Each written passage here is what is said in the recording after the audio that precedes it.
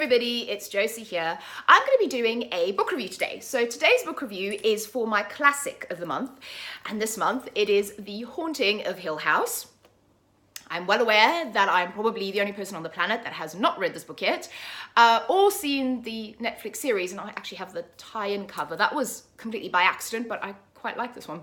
So this book is really popular. Loads of people love it. It's been adapted loads of times, so most people will know the basic premise of the story, but if you don't, it's basically about this house called Hill House, and it is kind of reputed to be haunted, or things kind of go on in the house, and you have a doctor who brings a group of people to the house to stay there for a couple of weeks.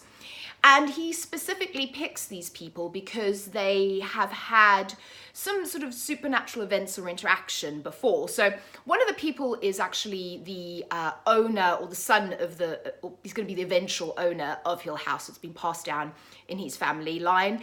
And then the two women, Eleanor and Theodora, who join them there, have both had some slight supernatural dealings previously when they were younger. And they all get together and they kind of, things happen. And I actually, one of the characters I really like that later joins them is the doctor's wife. She's quite spunky. I quite like her. She seems to be the one with the wearing the pants in that relationship. And she kind of seems more into the whole haunting than even he is. He's a bit more skeptical and she's really into it. So I really liked her as a character. She's kind of a bit of a minor side character, but I enjoyed her. So anyway, that's the basic premise of the book. It's not a very long book.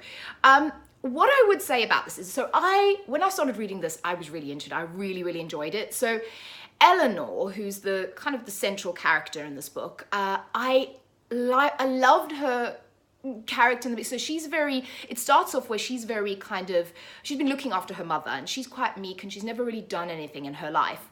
And she's been quite subservient to her mother, and her sister's kind of gone off, got married, had a child, and you find her sister's even quite domineering over her, and she actually has to beg to borrow a car to drive up to Hill House, even though she owns half of the car and they don't want to let her do it. But anyway, so I love that whole beginning.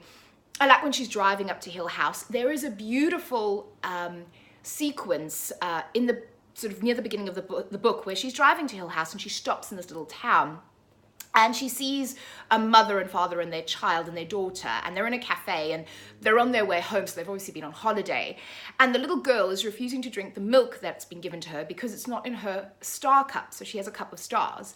And there's this beautiful line, I can't quote it verbatim, I'm trying to see if I can find it, but I didn't underline it.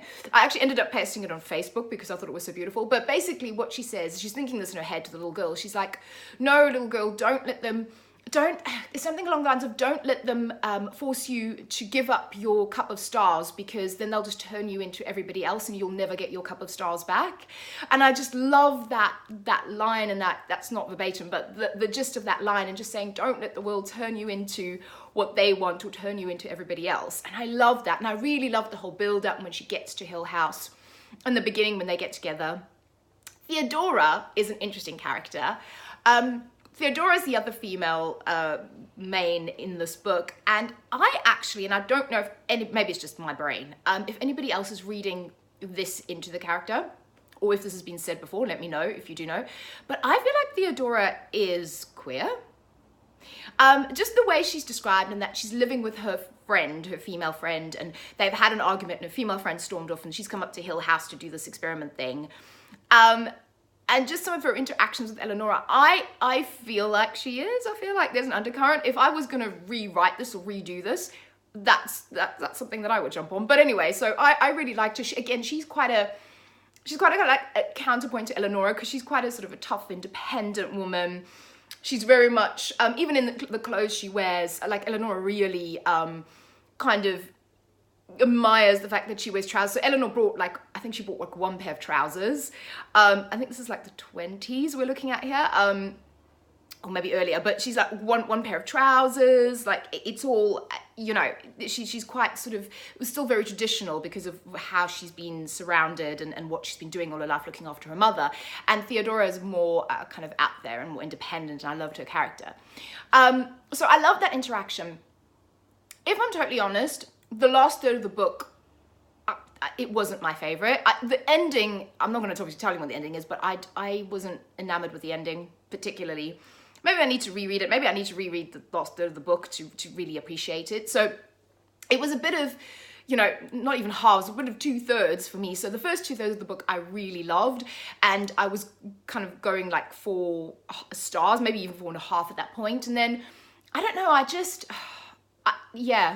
felt like it was almost anticlimactic a little bit, which sounds crazy for a book that's supposed to be about a haunting and kind of mystical goings on. But the characterization I liked, I loved the build up, but I wasn't that enamored with the last third. So I would say 3, maybe 3.5 stars actually. Go bump it up to 3.5 on that one. So I really, really enjoyed that build up. I like the characters. I like it as a whole, but I don't love it as much as I loved Frankenstein, for example. So yeah, so those are my musings on the Haunting of Hill House. Let me know what you think, if you liked it, if you didn't like it, what your thoughts are. And also, I love these kind of like horror, haunted house, people get together in a house and stuff goes wrong type of books. So if you have any great recommendations, please let me know. And I will speak to you all again next time. Bye-bye.